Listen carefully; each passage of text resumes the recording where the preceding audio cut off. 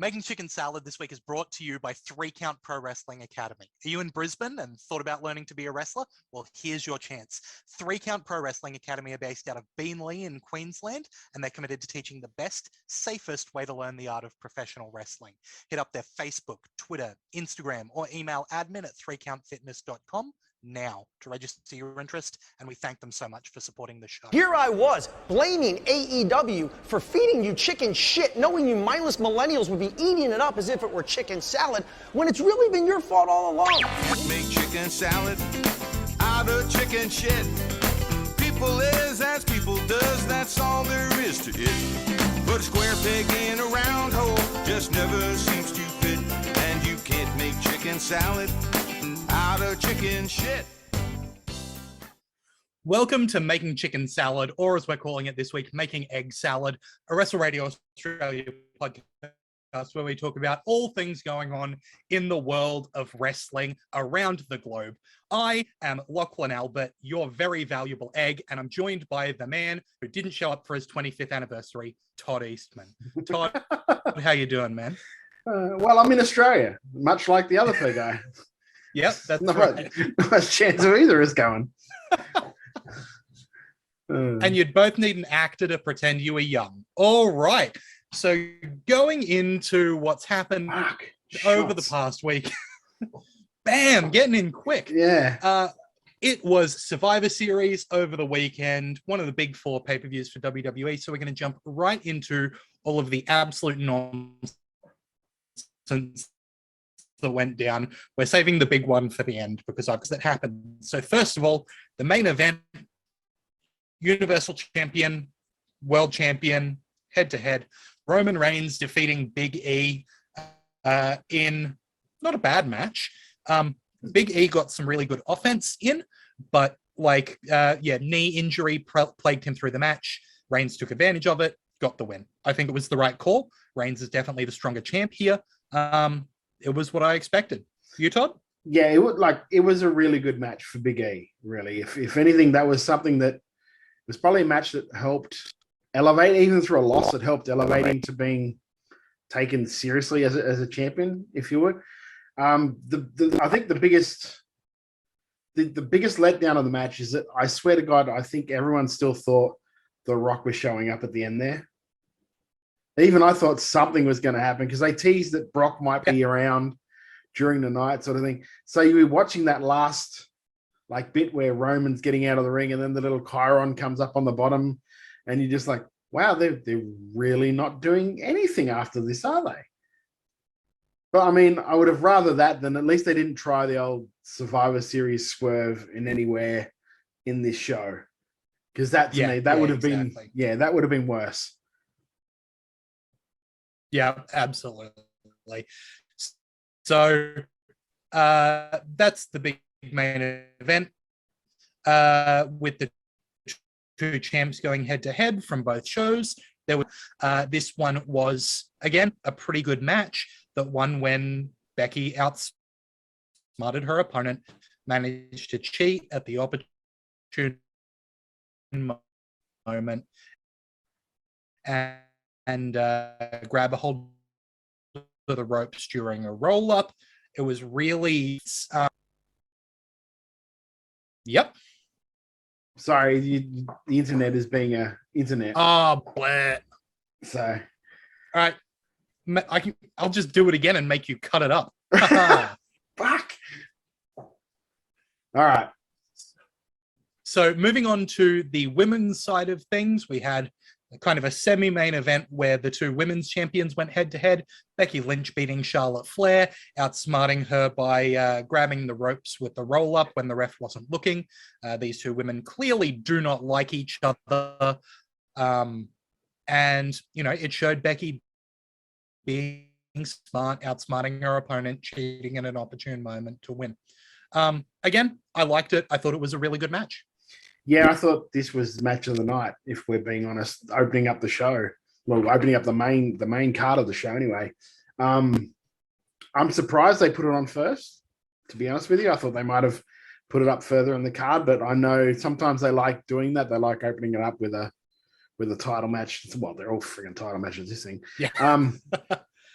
But yeah, it was a really good match. I thought it was really good. The one thing I will say, and it was something that referee Jimmy Corderas, or former referee Jimmy Corderas, brought up on Twitter, is that the commentators put all the heat on the referee and not on Becky, saying that Becky outsmarted her if in the commentary, which, like, over that night, the commentary wasn't bad. I didn't mind the fact that they just kept moving Cole and Jimmy out. And I think Byron came in and went out as well. But just keep Pat McAfee in there. I don't care how long he has to be. Just keep Pat McAfee permanently on commentary. Got the energy. But yeah, it was like that. That to me was the match of the night for the absolutely show. Excellent on that desk. Yeah, and that's why I wanted to, bring that up second rather than going through the whole card and getting it to it where it was the opener. Yeah, it definitely felt like it was the other main event of the show. You know what I mean? Mm-hmm. So let's talk about some of these elimination matches. First of all, we had the women's 5-on-5 elimination Survivor Series match. Team Raw beating Team SmackDown. Bianca Belair overcoming 4-against-1 odds to be the sole survivor. I think Bianca needed this.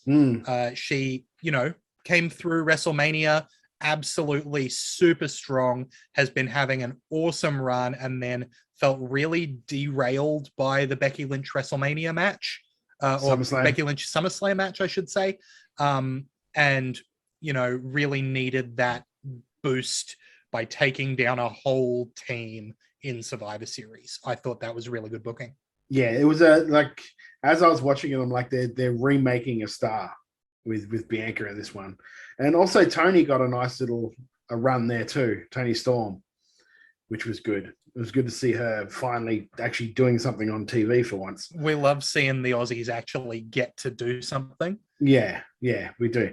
But yeah, it was a good match. But like I said, it was a Survivor Series match. Yeah, it was definitely designed to put Bianca in the forefront of everyone's mind and make people really want to see Bianca and Sasha maybe go at it again, which is weird because they're still on opposite brands. So I don't know how this is all going to play out. That's the thing about like this Survivor Series where it's like Raw against SmackDown. You can't really lead to anything more unless it's against teammates. So if they set something up like a feud-wise, then they're going to have to do the cross-brand, cross-promotional thing, which I don't mind. It's just weird. It means that you end up with a lot of those inter-team storylines and we'll get to it, something like someone walking out on their team, because it's the only way to create drama between people on the same show when you've got a cross-brand match. Speaking of cross-brand matches, let's talk about the tag team match. RK Bro defeating the Usos in tag team competition. Look, I'm not a fan of RK Bro. I'm going to come out and say that. I think that they are both good wrestlers. I'm unexcited by it. Randy Orton growing a goatee does not make me want to watch him more. Did you see Raw at all today? Where Riddle put on a fake goatee? Yeah. It's fine.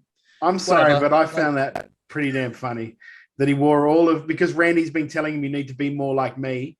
So he rocks up on Monday night with black tights, black boot, like not black boots, but black tape over his feet. So it looks like he's got boots on, a little fake goatee. And then Randy's got to explain, no, not look like me.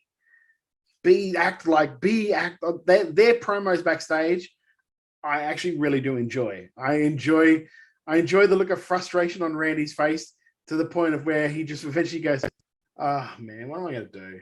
Because you can tell when Randy enjoys doing something, right? It makes such a difference to his performance because so often he phones it in. Over the years, we've seen Randy phone it in a lot. So when he's into what he's doing, it makes a difference.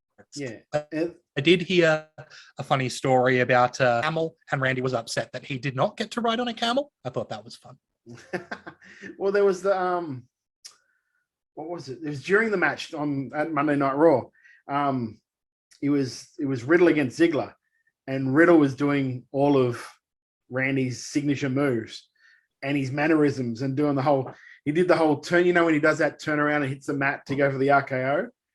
You see him do that, and I don't think Orton saw it coming because he popped when he saw it. He just broke character and went, oh, like that. See, that sort of stuff is great. And I thought the match was good between them and the Usos. The Usos are a great tag team. They just need... The Usos could wrestle two mops. Yeah. They just need two good guys to work with. And unfortunately, because of the way the Vince seems to appreciate tag teams, that's hard to do. Mm-hmm. So, but yeah, I liked it. It was an inoffensive match, if that makes any sense. But it was just good. It was good. Yeah, exactly. Let's talk about the other 5-on-5 eliminations Survivor Series match, which was again Team Raw beating Team SmackDown. Raw absolutely cleaning house at this show. I think they won like 5 out of the 7 matches that went into brand or something. Team Raw overcoming Team SmackDown here. A huge run from Seth Rollins being what seems to be the key player on Raw. Kevin Owens walking out on the team, but something with Kevin Owens, I guess. I love Owens. It feels like, I don't know if he's trolling the fans with wanting to go to AEW or if he actually does want to go to AEW, but I can't imagine that Vince would want to let Owens go. And I don't know if this is something that Owens wants to do character-wise or if it's just Vince needs another heel, so he's pushing Owens into that role. I'm really not sure. Yeah, well, after like Raw today, it looks like he's very much in the mix with Seth and Big E around that title. So yeah, it looks like they're doing something triple threat-ish. Yeah, it really does. And the whole thing with it was very, if you're an old school fan like I am, it was it was worse because Bad News Brown every year used to do the same thing. It was the same thing every year. He'd be in the team. Something had happened, a miscommunication. He'd get mad and just walk out. Like, I think it happened like 2 or 3 years running with Bad News Brown. And that's what reminded me of when I saw Kevin Owens doing it. Except Kevin didn't even wait till the start of the match. He just got out and walked off. But he did it in character, so it's not like it was a kayfabe thing where he just, like a shoot thing where he's like, I'm not doing this, I'm out. Yeah, he's not taking his ball and going home. No. It was in character sort of thing. But yeah, it was good. The final sequence with Seth and Jeff Hardy was really good too. And also Austin Theory getting a bit of a run, bit of a shine, and really looks like they have a lot of stock in that kid because he was in the main event at Raw against, well, we'll talk We'll talk more about that soon. Yeah. I thought you'd Yeah. So let's talk about the other match on the main show, which was the 25-man Battle Royale as a celebration of 25 years since The Rock debuted at Survivor Series. This, of course, was won by Omos. Good for Omos. Look, this should have been swapped with the Shinsuke and Priest match because that was, to me, that was the second or third best match on that card. That was a really Let's good... talk about that Shinsuke Nakamura versus Damien Priest, which was on the kickoff show. Nakamura winning by disqualification because Rick Boogs at ringside keeps playing the guitar. Priest gets sick of it, destroys the guitar over Boogs, hits Nakamura with the guitar. Nak gets the DQ win. Great. Fun, gives some dimension to Priest. I think it was, it got Boogs involved in Shinsuke's matches. Like, if you want to look at it as Boogs got Shinsuke a win. So he's doing what a manager should do. Like, I think there was a lot to like here. Mate, if that was in Daily's place, that would have been a 4-star match. Oh yeah. I don't know if we put discussing that on the list. That was coming up in my chicken shit. So yeah, I thought it might have been. It was almost mine too. But let's get to the thing Lachlan wants to talk about. I got the feeling that you don't have much to say. So sit back and relax and let Lachlan tell you a little. So here's the thing that is like going through my brain, right? Is that Survivor Series was the 25th anniversary of The Rock. And we had a 25-man battle royale in honor of the Rock. And then suddenly Mr. McMahon has this egg that is promoting a movie starring The Rock. And of course, Roman's going to need a challenger, and the egg gets stolen. You know, like The Rock's character in the movie Red Notice steals the very valuable egg. He steals that egg in the movie. And then someone's stolen the egg. And whoever stole the egg is going to get a WWE title match. And on Raw, it's revealed that it's Austin Theory. What? What? Well, you know. Are you kidding me? What? If I want to annoy people, I would say, look, Austin Theory is a rookie. That was his first Survivor Series. Ties in with The Rock's anniversary of his first Survivor Series. I'm really reaching here. And look, I mean, if I had $1 for every time a Survivor Series storyline involving an oversized egg disappointed the fans, I'd have $2, which is not a lot. But it's weird that it happened twice. Yes. It's unfortunate that a Guerrero won't fit into this egg, but I don't know, I'll take what I can get. It was dumb. It was so dumb. I don't know if all of this was planned before, like Dwayne having to go and like come to Australia to film Young Rock, or if they thought he'd be able to get out to come back to do the spot, or what the deal was, or they just got a shit ton of money from Netflix to help promote this thing, and that's what they decided to do. It was dumb all around. Like the whole. I don't know if you've read like the plot synopsis of Red Notice. I've watched Red Notice. You've watched Red Notice? How's Red Notice, Todd? It's not bad. It is not bad. Look, it's got Ryan Reynolds in it. I love Ryan Reynolds, and Ryan Reynolds plays. Yeah, and Ryan Reynolds plays like Deadpool in every movie now. So if you like Deadpool, you're gonna like the same way that The Rock just always plays The Rock. Yeah, but it was an enjoyable movie. It was a good movie in my opinion. In what of my opinion count, if you ask. Look, it's interesting to me that this implies that Mr. McMahon owns Nazi treasure. Like, I think that's a very interesting because he made implication from what's he made it very clear the next night that The Rock gave it to him.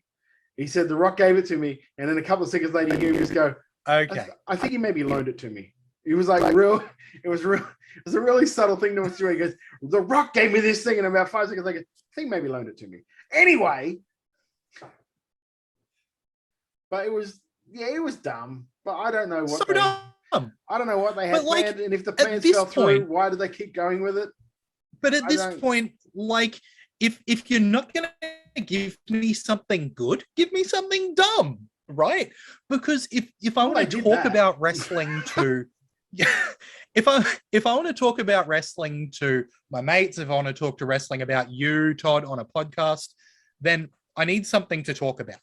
And it seemed like without that, there was almost going to be nothing to talk about with Survivor Series. It was going to be another event that happened and there was some wrestling, and it was all pretty good. Because WWE has high production values. They've got very good wrestlers. It's all reasonably okay to good. And sometimes I want a stupid egg. Yeah. And like the thing is, and the problem, I'm going to stop saying that. I told you. There's the problem with the Survivor Series, because of the way they've structured it now, there's no real story progression unless they do something extra. There's no like natural story progression through Survivor Series. So it's sort of like, I don't know. Do you know what I mean? There's no, and they especially it was a terrible build going into Survivor Series. It wasn't like mass invasions and anything to build up any real heated rivalry. The only thing that came close to that was Reigns and Big E and Charlotte and Becky. That was the only real two things that did anything. It wasn't like a mass roster invade and there was a massive brawl as they went off the air. What's going to happen at Survivor Series? We'll see you on that stuff doesn't seem to happen anymore in WWE. It's like they're in cruise control. And it's made that much more obvious when everyone on YouTube is putting up their hour and a half long documentary on the 3-year build towards Hangman getting the AEW title. You know what I mean? It's like we just saw long-term storytelling, and then WWE is going to come out here and give us, we built to this event for 4 weeks and it's going to have nothing of consequence for the future. Mm-hmm. Yeah, it's almost like now. I don't know. Give me a stupid egg in that case. Yeah, it's almost like the only sort of long-term storytelling they do now is from January through to April, from like Royal Rumble to WrestleMania, and then they take the rest of the year off. That's the way it feels. It's then the rest of the year is events. Yeah, it's month to month. Like you got 4-week build, here's a show. 4-week build, here's a show. There's no like 4-week build, like tease something going on into the next 4 weeks. The tease something going on into your like destination big 4.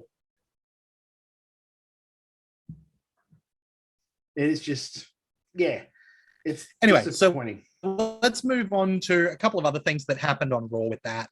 Zelina Vega and Carmella defeated Rhea Ripley and Nikki Cross for the women's tag team titles, which, I don't know, didn't seem like they were doing anything with them, I guess. So it's hopefully this means that Rhea might get a bit of a singles run again, back up in that area, but you just don't know now. It's so. And Nikki also deserves a good singles run. So, you know, hopefully this is a good thing for both of them. And hopefully it's a good thing for Zelina and Carmella, who, or at least Zelina definitely deserves a shot with some TV time. You know what I mean? Yeah. And if you can't say anything nice, don't say anything at all. Did you see, and just like, just veering off for a second, you remember when they did the SmackDown 9/11 show, and the big controversy came out about Zelina Vega, how she wasn't on the show, her show got bumped, her match got bumped, and all of that sort of stuff. And everybody for a good month or so was, why would the WWE do this? They didn't even say anything to do it. Yeah. And it's only just come out now that Zelina's like, oh no, Vince called me and talked to me about it, and everything's fine. Like, he explained what it was and said there was nothing personal about it. So I find it very funny that it takes this long for that story to come out. So it's almost like the actual real explanation is buried October, November. Like, and 2-3 WWE months is after. such a huge machine, you know, that when these things happen, how are those stories going to break out of that monolith that is, and they're a company designed to keep things secret. You know what I mean?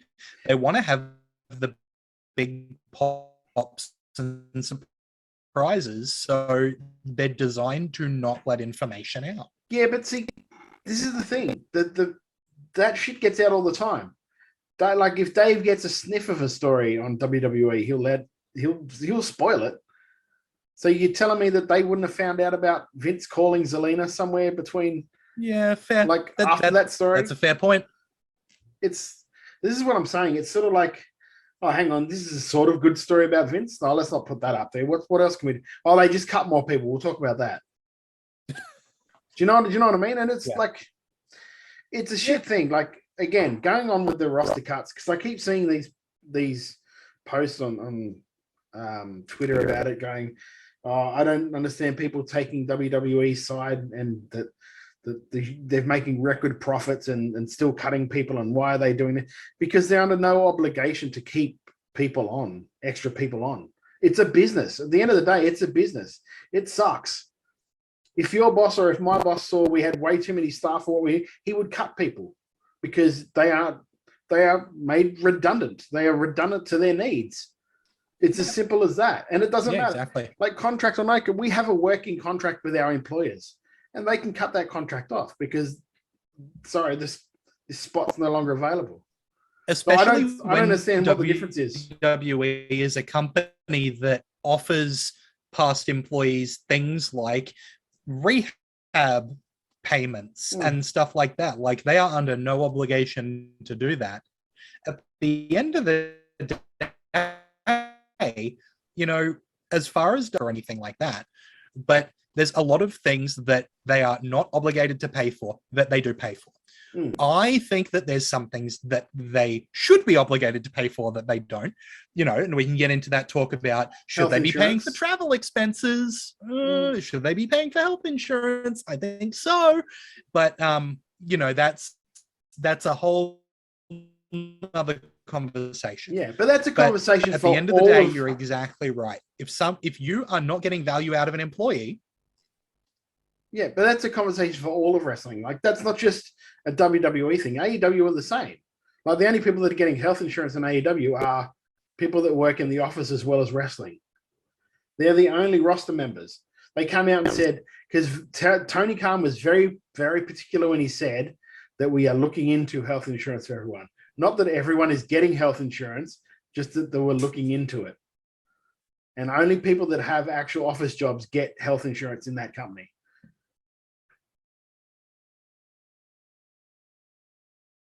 And I think we lost Lachlan. you're right. Tony Khan is very careful with his words, and he doesn't get enough credit. Yeah, no, we're fine. Oh dear. I'm so upset that that very funny comment came with so much lag. Oh dear. It's funny because I have a Tony Khan joke later on for my punishment, so we did quite well. Yeah. So where are we? Let's move on now. So It looks like we're back synced up again. yeah, it does. Also, Seth Rollins getting attacked by a fan at Raw. This is quite a left field move. Yeah, so yeah. It's weird.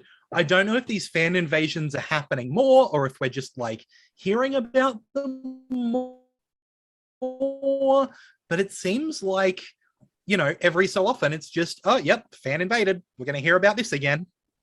I'll tell you what, though, the guy got some good speed up before he tackled. He did. Yeah. He got a run up. He got a real run up. So like, look, I don't want to give props to the guy. no. But, like, fair shake to him. I like Lance Storm's comment was just like, they should have hit him a lot harder. They were way too polite with that guy.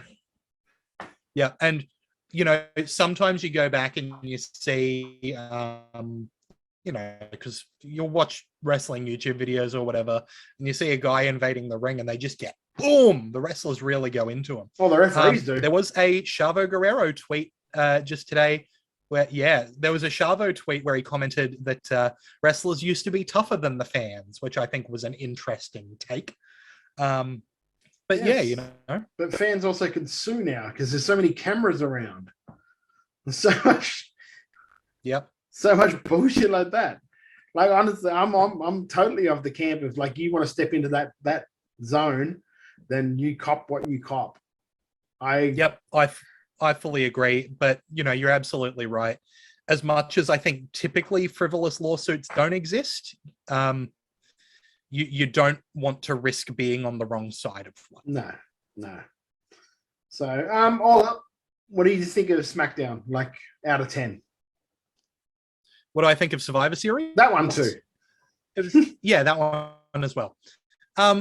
It was good. It was a Survivor Series. It's like a 7, I guess. But the problem is that it's, in terms of sitting down and watching a wrestling show, I guess it's a 7. Out, I feel like I have almost nothing to talk about this show. And if we weren't doing this podcast, I would not have watched it. And I don't feel like I would have missed out. Right? So in that way, it's like a 2. Yeah. Like, actual in-ring product was good. So, like, I give it a 6. I give it a 6 out of 10 because the in-ring product is great. The only problem is that there was only one match in that whole card that had any emotion tied to it, and that was Becky and Charlotte. Everything else was very perfunctory. Look, I think for me, what it was a 4 out of 10, and then it gets 3 more points for the egg. Love that egg. Big fan of egg. Oh, dear. Anyway, moving on. Let's see if I can stop talking about an egg for a second. Let's talk about AEW. So after losing the AEW championship to Hangman Adam Page, minor surgeries on his shoulder, his knee, his abdomen, possibly his septum, according to Dave Meltzer of the Wrestling Observer. Seems like he has been pretty banged up, and that does make it very impressive, the quality of match he was able to wrestle with Hangman Page. Obviously, best wishes go out to him. Hope that he's, getting back in ring shape. And, especially when you think about the quality of matches he's put out over the past couple of months, and then he included that Bryan Danielson match, I should say. If he's working through that many niggling injuries, and you give JR, I'll never get that name right. And you give JR shit. Yeah, that's true. Right. Hey, I don't have name right. Anyway, so Omega's out. Best wishes to him. Anything else to say on that match? Yeah, and I had a joke, but I know I get crucified over it, so I won't. I was going to say it just goes to show how good his opponents have been. He's been working with, but I won't make that joke. But no, it's If he's got all this stuff wrong with him, and we don't know what they actually are, what the surgeries are, it's like minor surgery. So it could be just a lot of it could be just cleaning stuff up, like cleaning a knee, cleaning a shoulder, that sort of gear. So who knows how long he's going to be out for? But best wishes on the recovery. I hope hope he's okay. It's going to be, it's a whole number of surgeries. So I'm guessing 5.75 stars from Meltzer on these surgeries. Best of luck to him. Depends where they're performed. That's right. If he flies over to Tokyo for them, that's worth a couple of extra stars. Let's move on to a feud that is being built in AEW. It is one that MJF and Punk are going to go at it. MJF talked a lot of smack. Punk came out. MJF offered a handshake. Punk laughed and walked away. Punk is one of the great talkers in modern wrestling. The fact that his whole promo, he didn't say a word, I think indicates that this is going to be a clever build. They are not just giving these guys mics and letting them go out and talk, which would have been easy. And I'm glad that they're not. I'm glad they're thinking about what this story is going to be. Are you excited for this one? Yeah, I'm really excited. I'm wondering if this is going to be the first loss Punk has. Or if I'm hoping that it is. Yeah. See, the thing is, right, because they've put MJF over Jericho, they put him over Darby Allin. Well, I suppose Jericho got his win back as well. So, but maybe this is Jericho got 8 wins back. It was fine. Yeah, but maybe this is like they've built him up enough that like losing the Punk won't really hurt. Losing the Punk won't really hurt him anyway. But it's sort of like if you really want to make the kid, you put him over with Punk. Yep. And this is a situation where he can cheat. It's fine, right? Like, and it doesn't. I don't think it damages Punk to lose to someone who blatantly cheats and consistently blatantly cheats. I think that's fine. If that's going to be Punk's first loss is going to be, screwy, then that's fine. But yeah, I really do. I think it could go either way. I really hope it goes MJF's way. And I was going to say that this is a feud where I'm way more excited for the build than I am for the actual match. Yeah. But then I thought back to the Derby match that MJF just had. And it was really good. And Punk's match on the last show was also really good. So maybe I'm wrong. Maybe the match is also going to be stellar. It's also like I don't know. Darby's not going to get his. Yeah, but yeah, because I try not to say those 3 words. I'm trying not to say. Darby's not going to get his win back now, because that's it. Those 2 are done. So Darby doesn't need his win back. No, but you don't need a win back against Punk. No, I'm not talking Punk. I'm talking MJF. Oh, MJF. Sorry. The way that Darby doesn't need his win back. He'll get his win back, 5 times in the next 5 years, and he'll lose it again 4 times in the next 5 years. These guys, They're two guys who are going to be going at it for years. Yeah, but do you see what I'm saying though? Like Freshly, he basically got punked out for that win. Now, traditionally, a babyface wouldn't stand for that shit and would come back after him. Whereas we're just not seeing this, they've just moved on.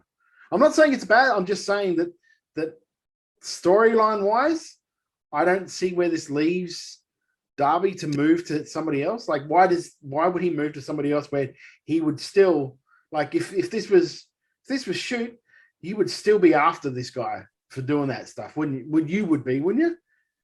If this was a shoot, like, this guy beat me by putting on the ring, punching me, then giving me a headlock takeover for a win, I would still I would have been after him on that Wednesday night. I don't disagree. I hope that, and again, this is where maybe I put too much faith. I'm hoping that there's another story that plays into. You know what I mean? Because you're right, that it does leave Darby with no recourse on MJF. But if that feeds into Darby going, I'm sick of cheaters, and that's why I'm going to look at, this person who cheated in a match, and I'm going to take them out to prove that cheaters don't win. Or, he goes on, it's a losing streak storyline. He goes, I couldn't beat Punk, I couldn't beat MJF. Who can I beat? And maybe he starts, decimating young guys, or he decides that he needs to prove himself because he's lost these big matches. So he needs to challenge Jericho or there's storyline opportunities there. And I agree that you don't want someone taking a loss and then not getting any momentum from it. I don't think he needs the win back. I just don't. And honestly, seeing storylines where we have to see the match 3 times so that the babyface can win in the end, it makes me bored of wrestling. Yeah. Right? Whereas if we get one really good match and then the story moves to other things, great. Yeah. Rather than seeing the same match twice. I would have preferred him getting a rematch and winning in the rematch, just so it's 1-on-1, then they can go away. And then in like a year or two, come back in and go, it was 1-1. This is the third match. Do you know what I mean? That's an extra build for that you can do a year in the future. It just seems like he got very much, I don't want to say used, but used. Like he headlock bang, headlock takeover, pinned him, ha ha ha. I'm smarter than you. I'm out of here. I'm going to come for face Punk now. I don't know what you're doing. Good luck to you, mate. Do you know what I mean? It's kind of what it seems to me. And I get it. But someone's got to lose a wrestling match. Right? Oh, exactly. But there's ways to do it where you can have both guys looking strong coming out of it. I think Darby looks strong coming out of it. And I think that as long as we hear something from Darby that justifies why he is not hunting down MJF, that's fine. And that can be as simple as Darby going, I know that I performed better than MJF on the night. As far as I'm concerned, I got the better of that match because he had to resort to cheating. But he's not that's fine by me.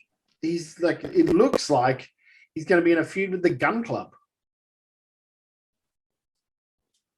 Gun Club are undefeated, man. I don't know what you're talking about. You seen Gun Club's win-loss record? Rankings matter in AEW, Tom. There was, It doesn't matter that they're artificially inflated on Dark. They matter. Rankings matter unless Tony wants to have a tournament. And then they don't matter anymore. It's pretty much what it is. Let's face facts. Tony, there's only until Tony wants to have a tournament if you got. But yeah, there was one shot. There was one shot during, I think was it Rampage where it was Billy against Darby this week? Yes. Yeah, there was one shot where like Billy like stared down Sting on the outside. And to me, it so much looked like Mum's new boyfriend just came in and met the old dad. It's just what it looked like. It's just like, he's like, holy shit, look at this guy. Just 2 old men. But one of them like absolutely chiseled, and the other guy is just like, Ah, well. Come on, Darby. Let's go. I'm cool. I'm cool. I've got face paint and trench coat. Check out my face paint. Like my baseball bat. Okay. Ow! Sorry. Here you go. Let's go. Let's go hit a few sluggers, kid. Anyway, Sorry. Let's talk about. I apologize to everybody for that. I love my stepdad, Billy Gunn. Yeah, you do, kid. Mum just likes him because he's an ass man. Yeah. And that's one thing I think I tweeted about it. Like, Tony Khan's got all of this money and he does everyone else's, like Bryan Danielson's song sounds like what Daniel Bryan's song sounded like in, like Punk's they just bought Punk's song. They couldn't get someone to write an ass man sound like song for Billy. I mean, come on. Ridiculous. Everybody wanted to hear it. What a waste. I'm a gun man. Could have been fine. Let's stop talking about the ass man Billy Gunn for Sorry. one moment of our damn lives. Let's talk about the Bryan Danielson heel turn. We talked about how we weren't sure what was going to happen with Hangman becoming champion and Bryan getting the #1 contendership. Now we know. Hangman came out to celebrate National Cowboy Shit Day on Rampage, Dynamite. It's on Dynamite. Can't remember. It's on Dynamite. Anyway, came out. Thank you. Danielson interrupted and started talking about how he can beat your guy, and he beat. Can't remember who. But he's basically said that he's going to fight every member of Dark Order in their hometowns by the looks of it. Because it looks like every episode of Dynamite is booked in the hometown of a member of Dark Order up until our next big show. So he's just going to go through them methodically. Can't wait to see him kick Anna Jay's head off. Never has one man gotten more heat from saying the word WrestleMania. But yeah, like I love heel Bryan. And that was so clever, is he's using the things that he knows this crowd doesn't like. He's referring to WrestleMania and how he was a champ there. Like, that is how you get heat in the modern age, is you go to AEW and you talk about how you won at WrestleMania. Like, great heel work. And Hangman's response is like, people the crowd loves. Yeah. Hangman's response is, I beat Kenny Omega under 30 minutes. How about you? Sort of thing. That was good shit. Like, that was good stuff. Like, he was good. Bryan was good. The subtle heel turn is good. Real good. It's real good. Danielson and Cabana will actually be what I love about this Cabana heel puts if Cabana puts his working boots on, that'll be a really good match. Cabana's really good. I was talking to someone and we both said, you know what? I'm never not happy when Colt Cabana's on my screen. And the guy can work as well as be heaps of fun. So it could be an absolute slapper of a match. But yeah, what I really love about this heel turn is the character didn't change. The character didn't change at all. It's just who he's pointed at and how the crowd's responding to the things he does, because he's pointed at people that they like. So suddenly he's the bad guy. And there's those tiny little adjustments that are made to exactly how he says things, just to make the most of that crowd's ire. I think it's really, really good. Yes, no, I agree. Yeah, really good turn from Danielson. He seems to be really enjoying himself, which is good. I wonder, and it's a fear I have, is that he's wrestling way too much to the point where, with his style, he might get injured, because he's not exactly unprone to it. And like, it's a very different style to the WWE style. And he even said that the WWE wanted to look after me too much. And that's why he went to AEW. I just really hope that that's just a fear that I have, and it doesn't actually happen. Yeah. But it's a real fear to have with his style. Especially, definitely. I know that he's cut out doing that drop kick off the top that he used to do all the time, because he used to land. God. Yeah, he used to land always on the back of his head on that. So I'm just glad he's not doing that anymore. So Yeah. But yeah, But we'll that, see. you know, but I love the headline- this new guy, this new wrinkle to Bryan Danielson.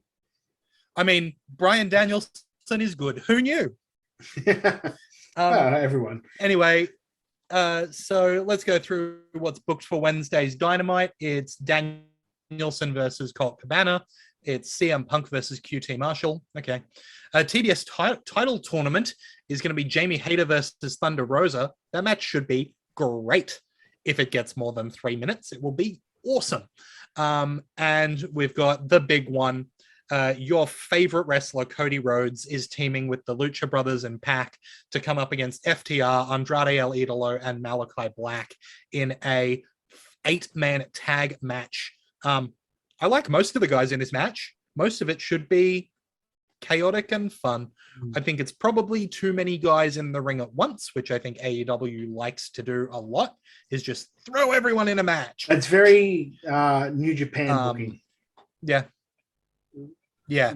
Very New Japan booking. Yeah, let's get all those big moments of, big names facing off against each other, but they don't actually work with each other enough. It just hypes that potential match.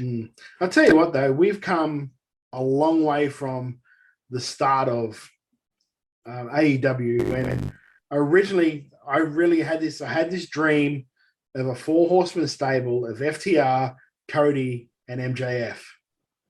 We've come a long way since then. Do you know what I mean? It's We've come a long way. Like polar opposites. Because I just thought that as a faction would be a great faction. Like Cody could very much play the Ric Flair character. You've got the FTR who are FTR, but then like MJF, I could see as that Tully, that young like heel, up and coming heel that could have got like molded into the bigger thing. The way they went is perfectly fine. It just. I really wanted that when it first started. It looked like it might. He's the Randy Orton of Evolution. Yeah. Yeah. But it's, they've. To me, like I see no connection. I said this before. I see no connection between Malachi Black, El Idolo, and FTR. Like no logical connection. Like the same with like Cody Rhodes and the Death Triangle. I see no logical connection between those three. In fact, wasn't there some like a feud not long ago with those guys? Like Cody, like Pentagon said something about. I didn't even disconnect that time. What was that? You didn't even disconnect. I know, it just dropped out on me. Yeah, but wasn't there a feud not long ago? Cody Rhodes and Pentagon over, like you talked about, like you never hold your kid. And we're X amount of days down the road and they're all tagging happily. So it's just, it makes no sense to me, this part of the show. I don't understand it. I like the guys in it. I just don't understand it. I even like Cody Rhodes. Cody Rhodes is a great wrestler. He's just working against type at the moment. Well, I hope you said some interesting stuff there, Todd. We're having internet issues, With that, folks, just so you know. This is not us just not bouncing off each other at all. I mean, it's a little bit of that, but it's mostly the internet. I play one bit of like a show that I thought was funny because we were arguing, and now you're going to do this the whole show.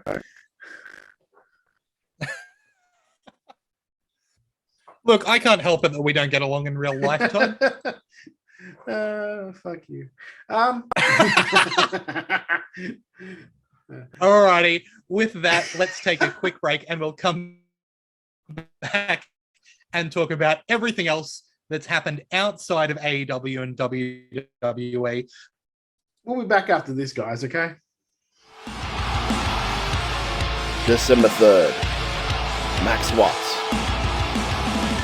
PWA returns home. Now We Conquer Live, December 3rd, live on Fight. This is the Bro Day Pod. St. Patrick. Yeah. Where was he from? Is this a loaded question?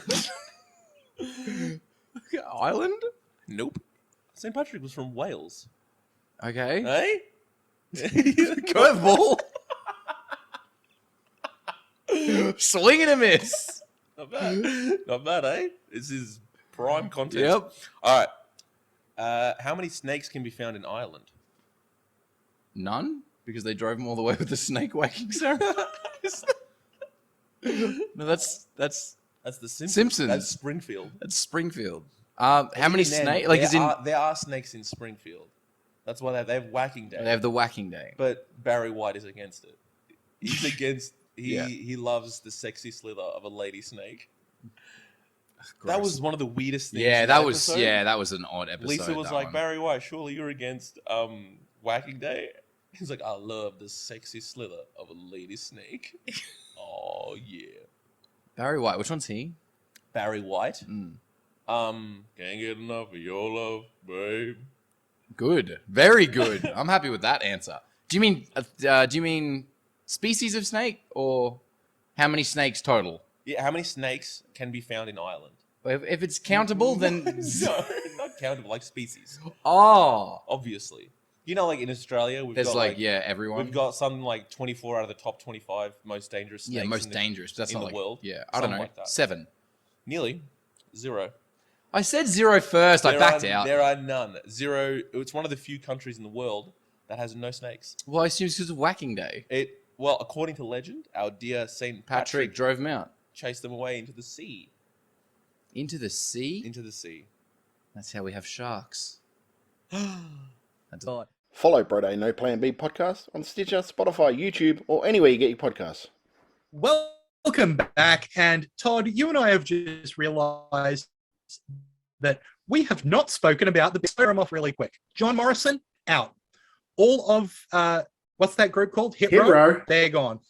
Shane Thorne, Aussie Grey, out. What are we thinking of these releases? As much as I love Shane Thorne, I think the writing was on the wall with the amount of people that they're cutting. Hit Row was a big shock. Slapjack. Yeah, Hit Row was a big shock. John Morrison, not so much a shock because, I mean, what was he doing? Was he waiting for The Miz to come back so they could rehash their feud from X amount of months ago?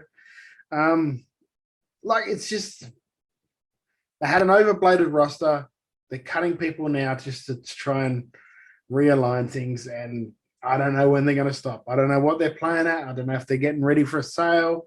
I don't know if it's just the fact that they're looking at the books and going, why do we have 150 wrestlers when we're only using 60? That sort of a deal. I don't know any of it. Honestly, I haven't got an answer for it. No. I think John Morrison was only on this run to build up some retirement money, or to, fund whatever terrible movie he wants to make next. If he wants to wrestle, he can go anywhere because he is a good wrestler and anywhere will have him, I think, personally. Yeah, and it's not like he never burnt bridges on the way out like other airy people did. Yeah, it seems like I don't know where a lot of Hit Row is going to go because they're quite green, other than Shane Strickland, who is incredible.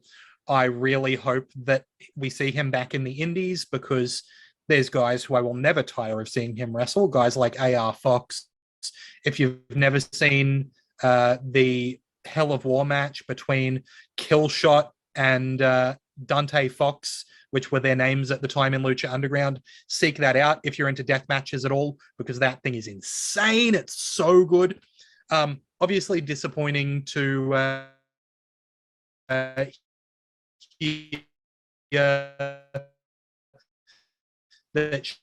Shane Thorne doesn't have a job. Oh, I'm gone again, am I, Todd? Yeah, it did. Could you tell?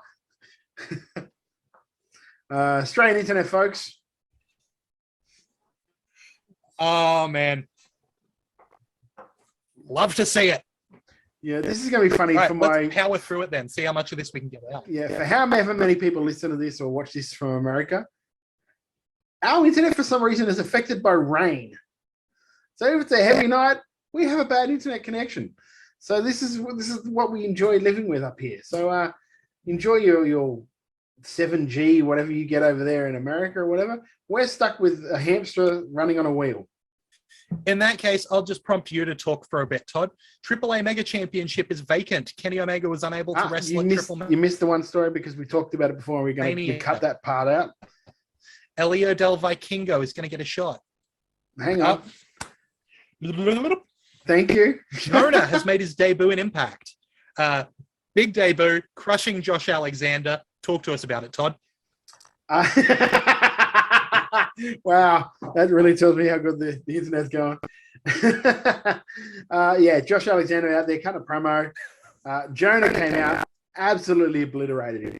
So it was senton after senton after senton after two massive big splashes. Josh Alexander bleeding from the mouth really set Jonah up to be an absolute monster in Impact. It's going to be really good to see how he goes in the future because, of course, he is tied to New Japan. So he's got a match coming up against, I only said his name long ago, the first time we did this. What's his name? He's engaged to Tony Storm. Juice Robinson. There we go. Juice Robinson coming up. And then this whole thing with Impact. Very exciting to see where it goes from here for him. And especially since he's been hanging out a fair bit with Buddy Matthews because they're tied to New Japan together. So who knows, something might come of that, maybe a team or something down the line for that. Moving on, because we don't know how old mate Lachlan's internet is going at the moment. The AAA Mega Championship the AAA Mega Championship is officially vacant after Kenny Omega was unable to wrestle at Triple Mania Regia. How do you say it there? Regia. There we go. See, you can talk. But now you're frozen. Dorian Roldan of AAA made the announcement on Monday stating that El Hijo del Vikingo will challenge for the title with more news to come. Now, the story coming out of this for me is AEW really sort of has screwed over every partner they've sort of worked with when it comes to titles and title changes. When you look at it, the Impact title changed hands from Kenny on AEW TV. Kenny was supposed to drop that title to Andrade was it Triple Mania? Yes? Yeah, it was Triple Mania. There we go. He was supposed to drop it at Triple Mania and they overruled it because they wanted other things to happen. So, and they must have known, here we go. They must have known coming up to All Out that Kenny was going to get these operations afterwards.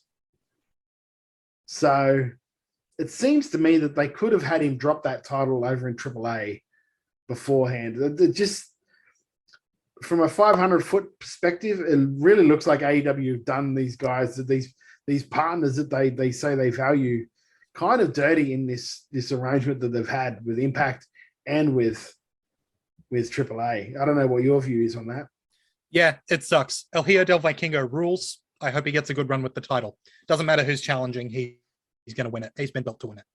Yeah, but yeah, it just it sucks the way that they've done it. They didn't have Kenny drop the belts on Impact TV and AAA. It is what it is, though, guys.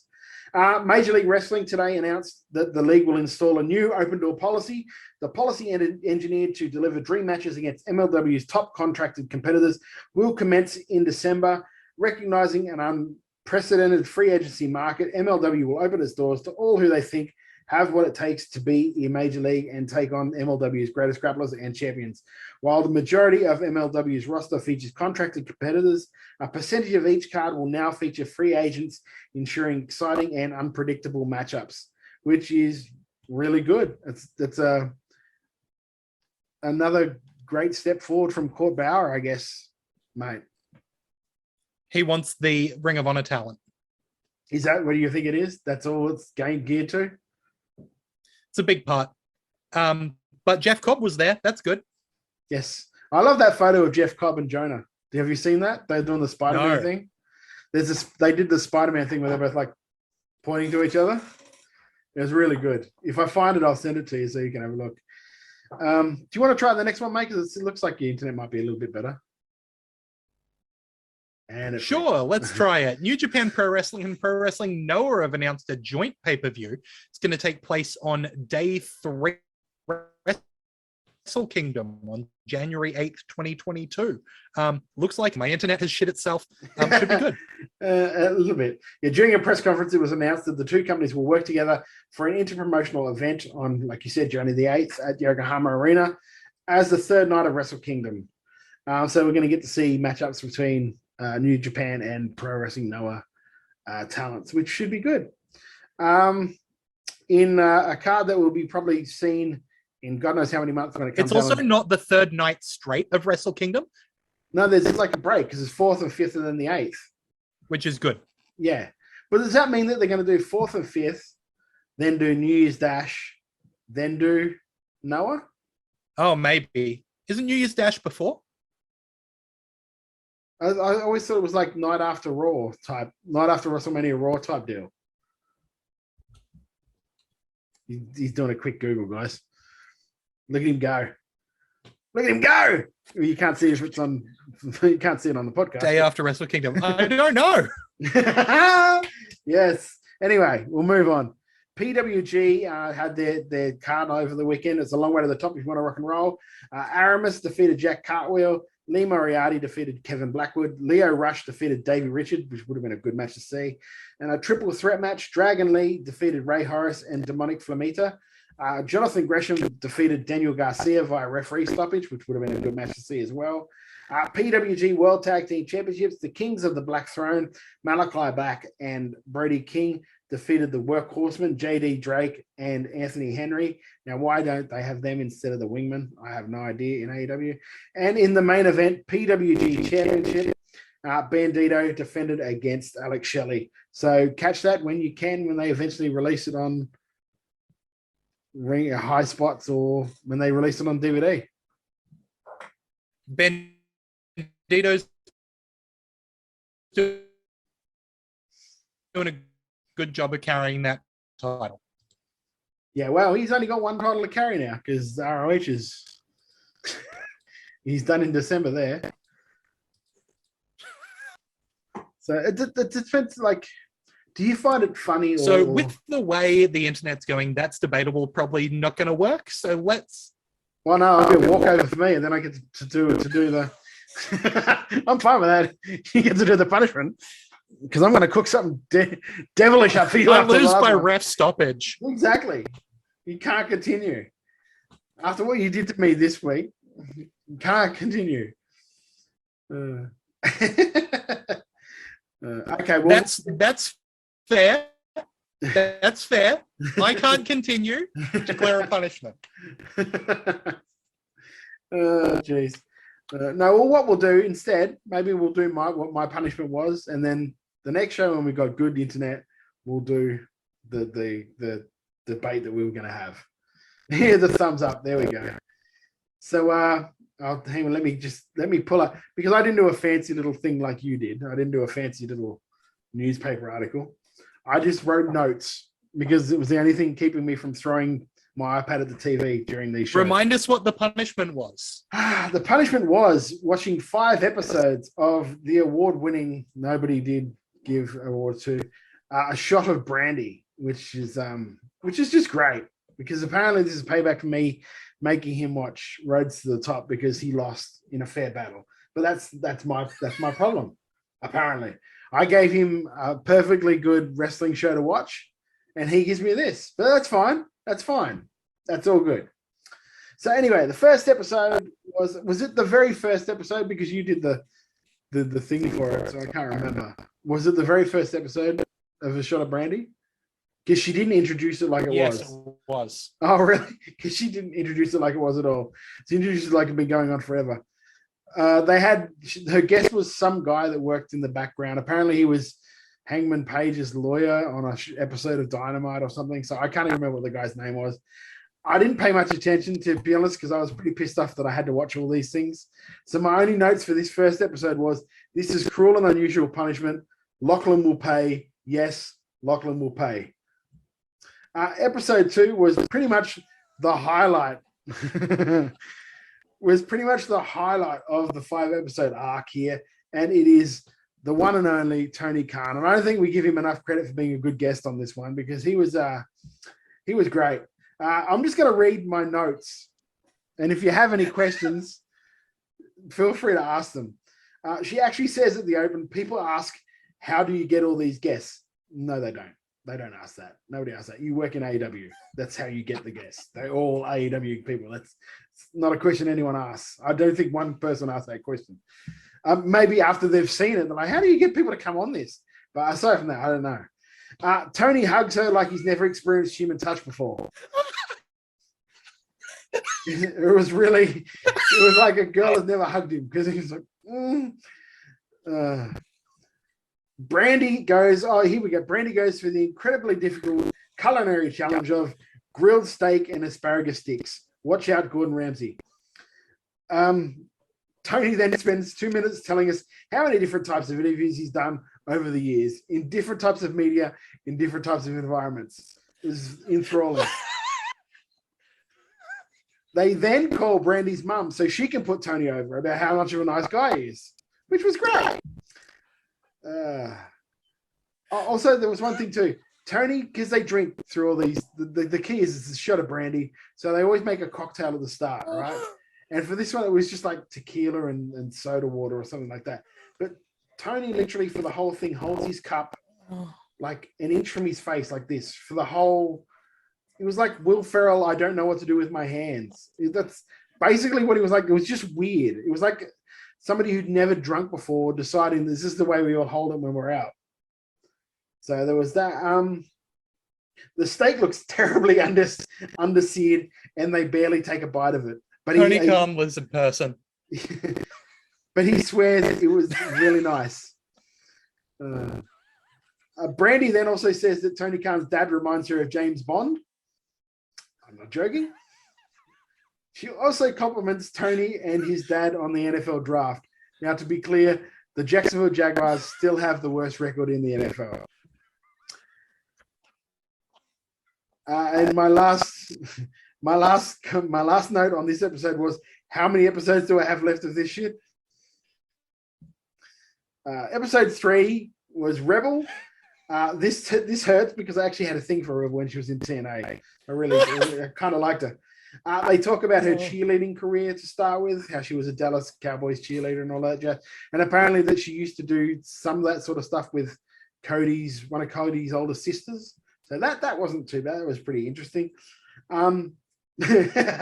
She talks about being in the lingerie football league. Brandy says that she also considered doing that, but then didn't. That's pretty much how far that went. I don't know what chicken pot pie is, but I'm sure what they cooked wasn't it. I'm just gonna put it out there. I'm pretty sure that's what it is. Brandy wasn't supposed to wrestle in the tag tournament, but the original partner was sick, as were we all after that match. My last note was pretty sure Rebel was tanked by the end, and I don't blame her. We moved on to episode 4. This is your fault. You put me through this. Episode 4 was with Chris Jericho. And Jericho starts out the episode with bragging on how much he's been drinking in 2020. We know, Chris. We know. Jericho also doesn't like onions, which I'm not. I don't like onions either. So I'm fine with that. I didn't mind me either way with that one, to be honest with you. I just thought it was a little, yeah. This was a hard one, actually, for an episode because he had me liking him on one line and then, like, what a jackass on the second thing he said. So there's that. The food looked good, but, you know, it's hard to fuck up Speedy and Meatballs. So there we go. There was one thing I will say. The last part of this episode was the two of them talked about some memories they had with Dusty Rhodes, which was actually really nice. So I'm not going to bag that out at all. It was actually really nice to hear stories about Dusty. So as an old school wrestling fan as I am, that was good to hear. And we moved to the denouement, the finish of the 5-episode arc, and that was with Cody. And I think this is what the latest episode you said, or something like that. Yep. Now, you know you're not interested in a show when you let YouTube ads play all the way through. That's basically what I was doing. Cody wears sunglasses all the way through this. I don't know why. Apparently, they're trying to start a feud with Guy Fieri. I don't know why.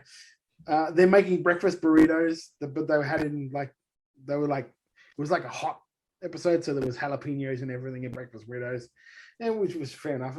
They actually looked not too bad.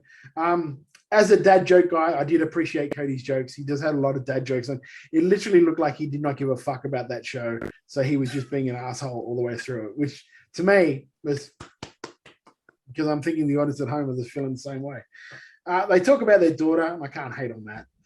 He spends the last part of the episode promoting Go Big Show, which first I thought he was just cheering on the Big Show, but then I realized he has another show on TBS called The Go Big Show. And that was the 5-episode arc. It was probably more entertaining than what the actual shows are. But there you go. And you'll pay for that, Lachlan. You'll pay. It was for that.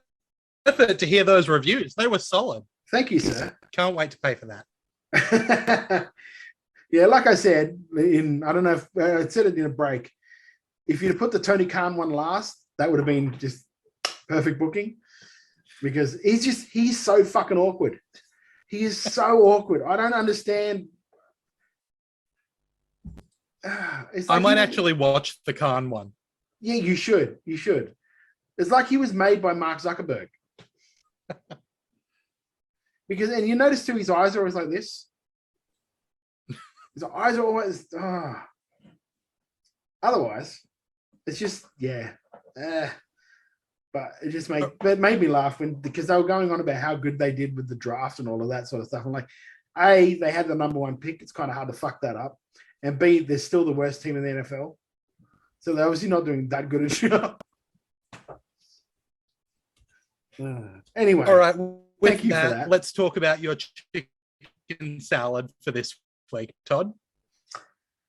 I'm trying to think about what my chicken salad was now. Do you want to go first? Because I got to think about it for a second. Sorry. Yeah, my chicken salad for this week was the Danielson heel turn. I thought it was great. Good. I love anything involving Dark Order. They're just such great fun. Yeah, I know I normally put over, something from Japan or, some obscure thing. It was really good to see Brian in his element. Loved it. My one is a pretty obscure one, and it's probably not one that anyone else is thinking of. I watched, I'm halfway through right now watching Turning Point, the Impact pay-per-view, because I want to see the Jonah thing properly. And it was the opening match between Chris Sabin and Ace Austin. Really good match. Like, Ace Austin is an undiscovered, sort of discovered gem, but just a really good match between those two. Like, Chris Sabin hasn't lost a step. He's so good. And it was just a really good match to see. If you got a chance, please go and check out the Impact pay-per-view. It's got I nearly said the Iconics, the Inspiration on there. Matt Cardona is up against Big Cass or W. Morrissey. And of course, you've got Moose and Eddie Edwards, and apparently it's supposed to be a really good main event. So, yeah, go and check that out if you get the chance. Yeah, normally we do chicken shit first. I don't know why I did it in that order. Yeah, it's okay. I'm gonna get mine out of the way quickly. A little bit of content warning for someone who is mentioned in Speaking Out here. So if you are uncomfortable with that, skip forward 30 seconds. I'm not going to stay on it long. Travis Banks is being booked in Mexico on an all-women's show. And I hate that. That's bad. It shouldn't be happening. And it makes me feel bad about liking wrestling when that happens. I'd like to know what the women's opinion are, though. Yeah, me too. I really would like to know. In a more light-hearted chicken shit, Vince McMahon had an egg that was possibly Nazi treasure. No, it definitely was if you watch the movie. Depends which egg it was. There was 3 different eggs, so. What about you, Todd? My 3 eggs, Yeah, yeah, there was. My chicken shit is probably something that it always gets debated about. Again, Dave Meltzer's reviews, in particular the reviews of Full Gear, because it was just like there's some that I can agree with and some that were just, I don't understand what he watched or what he thought or what the fact of the matter. Like, he gave MJF and Darby Allin 4 stars. He gave the triple threat match, or the triple threat, the 6-man match with the Bucks and or Super Click against Jurassic Express and Christian. He gave that match 4.5 stars. No, 5 stars. Sorry, he gave it 5 stars. He gave the was the main event. He gave 5.25 stars or 5.5 stars. It was just, to me, if you're giving like that match with the Bucks a 5-star match, that is an insult to every other match that has been given 5 stars. That was not a 5-star match. I'm sorry. I don't care who you are. That was not a 5-star match. There is no way, shape, or form that was a 5-star match. It's an insult. And especially when you're giving MJF and Darby Allin 4 stars. I don't know what the process that Dave's going through. I don't know, maybe the MJF and Darby Allin need to start naming some of their moves after Dave. Maybe that'll help. I don't understand what the deal is with it, to be honest with you, because it makes no sense. That was not a 5-star match. I'm sorry. Insulting to the ratings. It's insulting to it's insulting to, if you think that was a better match than, because I don't even, you can quickly, Lachlan, you can quickly Google stuff. Can you quickly Google what Hulk Hogan and The Rock's WrestleMania match was, star-wise? Because I'd be interested to know what he gave it. I'll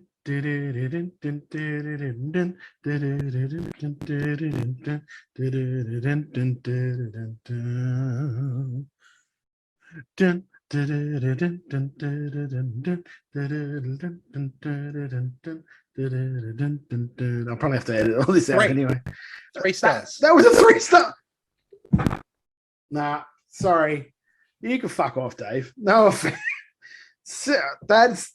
That is an absolute insult. I am so very sorry, but come on. That gets 3 stars, and that Bucks match gets 5 stars. I'm done. Anyway, we are done because poor Lachlan is in internet hell at the moment. So I'm going to do the outro for him. If you haven't already, guys, please make sure you subscribe to WRA. It is free. You can do it on YouTube, Apple Podcasts, Spotify, Stitcher, or anywhere you get podcasts from. If you do stop by Apple Podcasts, give us a 5-star rating and review in there. Helps us get inside more ears. Share the show and spread the word, because we spread the word as often as we can, not only about WWAW, but also about Australian wrestling on the WRA shows themselves. No real way to support the show other than if you go on Redbubble, there's Wrestle Radio Australia shirts, and those all the profits go from that to Gotcha for Life and Beyond Blue, 2 charities that we really do support here on Wrestle Radio Australia and Making Chicken Salad. I guess I'll do the rest of the thing because he is in silent movie hell over there. For Lachlan Albert, I am Todd Eastman. That's my opinion. You're entitled to it. We'll see you next time right here on Making Chicken Salad.